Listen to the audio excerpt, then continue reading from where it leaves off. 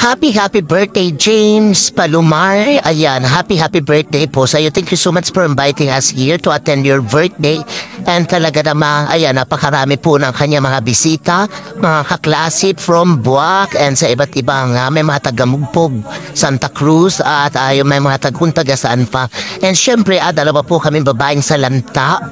Hello, matendang birthday nito si James Ayuting Lipaan. Napakarami ng bisitang puro lalaki talaga. And so, I am so lucky na isa ako sa mga naimbitahan sa iyong birthday. Happy birthday.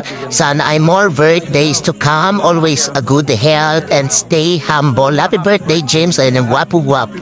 Ayan. Siyempre, nandito po tayo sa likod na mga kalalakihan. Inakuhaan po natin ito. Ito ay mga kaklase niya lahat. Talaga namang napakagugwapo at walang tulak kabigin talaga.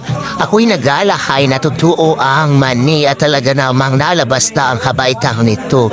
Ayan, nakita ko si Paya, tumasok po kami dito at talagang biglang umambot. Umambula di kami ay biglang pasok at sumama kami din sa mga klase niya, mga taga-buwa kayo. Timi pati yan, paghay.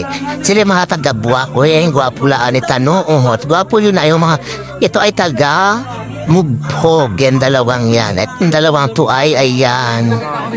Ay makamasarok. Yung iba ay napakalalakas masakol ng pulutan at talaga namang okay lang. Yan at siya dami naman ng pulutan.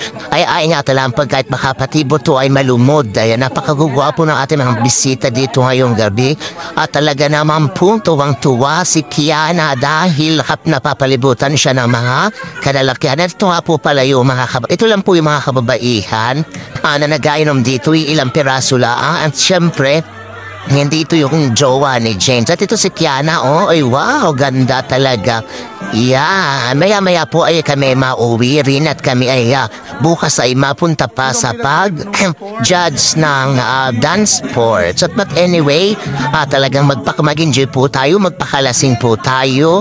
Ayan, shout out kay That's all for tonight's video, guys, and thank you so much for watching once again. Happy birthday, James.